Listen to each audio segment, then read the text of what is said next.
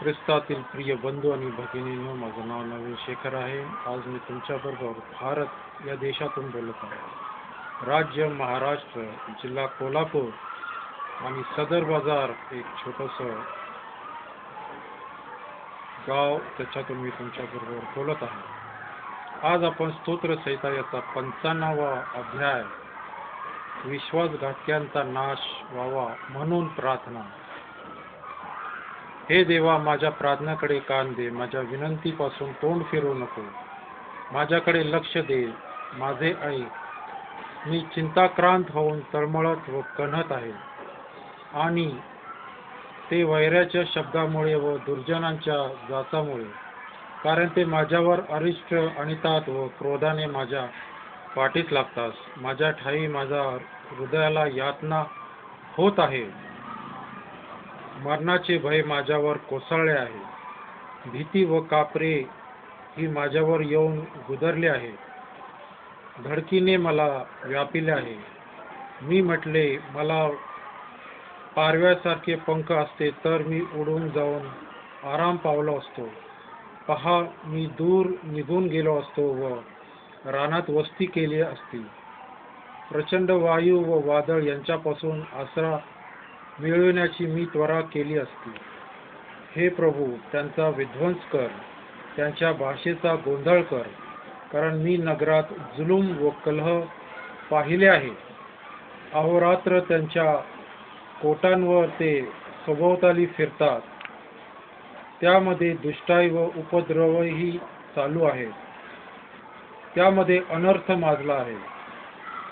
त्याच्या पेठेतून जुलूम व कपटी ही निघून जात नाही.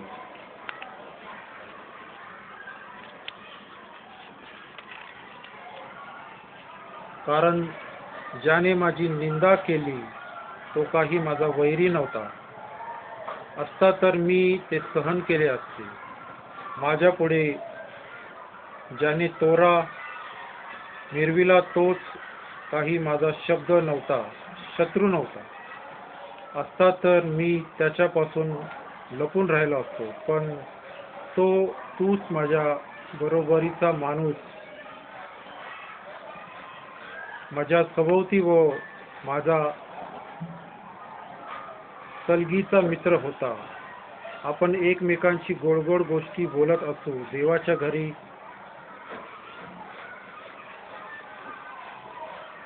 जात असो. त्यास अकस्मात मरण येऊ, ते जिवंतपणीच अधोलोकात उतरो. त्यांच्या घरात व अंतर्यामात दुष्टाई आहे. मी तर देवाचा धावा करीतो आणि परमेश्वर मला तारिले. सायंकाळी, सकाळ व दुपार मी काकुळतेने आपले गाराणे करीन, आणि तो माझी वाणी ऐके. माझ्यावर हल्ला करणाऱ्यांपासून त्याने माझा जीव सोडविला आणि सुरक्षित ठेविले आहे. माझ्याशी कलह करणारे तर पुष्कळ होते. देव ऐकेल व त्यांचे परिपात्य करेल. तोच अनादिकालापासून राजासनारूढ आहे, कारण त्यांची वृत्ती पालटत नाही आणि ते देवाला भीत नाहीत. त्यांच्याशी जे सलोख्याने होते त्यांच्यावर त्याने आपला हात उगारिला. त्याने आपला करार मोडिला. त्यांच्या तोंडचे शब्द लोण्यासारखे मृद होते, पण त्यांचे हृदय युद्धप्रिय आहे. त्यांचे शब्द तेलापेक्षा तुळतुळीत पण नव्या तलवारीसारखे आहेत. तू आपला भार परमेश्वरावर टाक, म्हणजे तो तुझा पाठिंबा होईल. नीतिमानाला तो कधीही ढळू देणार नाही. हे देवा, तू त्यांना गर्तेच्या तोंडात लोटून देशील. खुनी व कपटी मनुष्य अर्धे आयुष्यही जगणार नाहीत. मी तर तुझ्यावर भाव ठेवितो. परमेश्वर वाचलेल्या वचनांवर आशीर्वाद पाठव. आणि आज परमेश्वर विशेष करून तुम्हाला आशीर्वाद देव, कारण आज परमेश्वराची वचनं तुमच्या कानी पडले आहे.